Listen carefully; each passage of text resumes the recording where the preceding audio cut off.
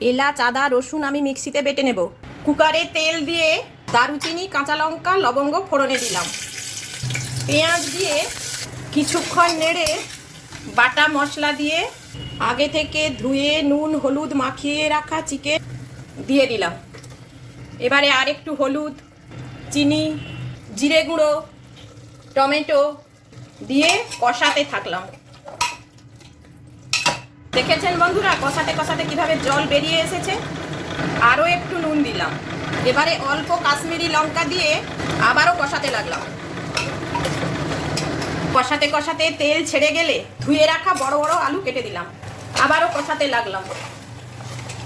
এবারে পরিমাণ মতো গরম জল দিয়ে দিলাম, সাথে অল্প গরম মশলা। কুকারের ঢাকা বন্ধ করে একটা সিটি দিলেই